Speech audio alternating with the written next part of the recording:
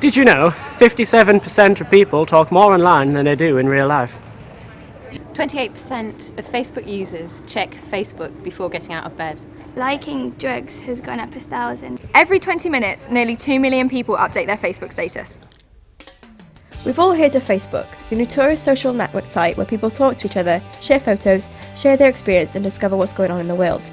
By using status updates, anyone can tell the world their thoughts, their feelings and what's really going on in their heads. You can upload photos, tag yourself in them and tag yourself in a location. Send messages to your friends and create events. Chat online to a friend you already have, and you can even live chat through video. This worldwide network has made businesses grow. They use Facebook to advertise themselves by Facebook users liking their businesses. Keep in contact with friends, I guess. Mainly be a bit nosy. Especially now that you stay in touch with old friends, family, stuff like that.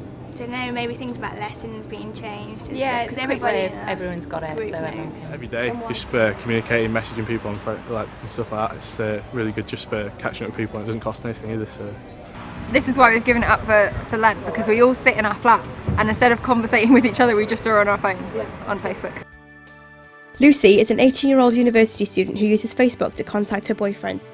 How did you come about doing that? Well, my boyfriend is in Afghanistan at the moment. He's doing a 6-month tour. So we have to use it in order to communicate, otherwise we'll just have a half an hour conversation a week and that will be quite difficult. Do you think it affects the relationship in any way, you both using Facebook, or do you think it's better or worse? Or I wouldn't recommend it to anybody, but it's definitely really impacted our relationship in a good way. We talk so much and we know so much about each other and we know each other really, really well because we've had to open ourselves up and be really, really vulnerable with each other. So without Facebook, how would you communicate with him, do you think? So much harder because I'd have to wait for a letter and letters aren't reliable. I'm still waiting for one that came through that was sent at Christmas. So they're just not reliable and they're so slow. I'd have to wait 2.5 weeks to know what he did 2.5 weeks ago. Do you use Facebook for any other reasons, or is that your main reason for going on it? Looking at photos and we went out last night and we did that sort of stuff, and talking to people and catching up with people from home. Being at university, I don't get to see my friends from home. Catching up with family as well, that sort of stuff. So. Would you say there's any downfalls to it at all, or? With stuff like bullying and things, it's such a vulnerable place to be because people are a lot more confident behind a screen, so they'll say things that they might not necessarily mean or they wouldn't say in person. So I think you could become quite cowardly.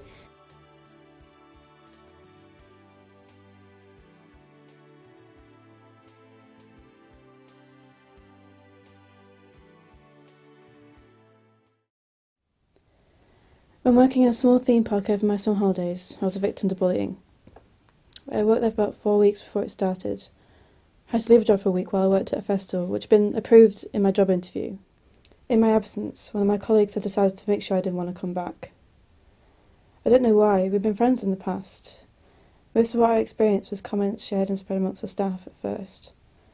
When I returned there was a mix-up of shifts, and this guy decided to use this against me, and made all sorts of accusations and presumptions about me, which he posted all over Facebook for everyone to see. My first reaction was just utter confusion. I didn't know what I'd done, and I couldn't understand how anyone could believe these things. It had been an honest mistake made by management, and he twisted it into something really awful. The irony was, people behind it were the first people I confided in about it. I thought they were my friends.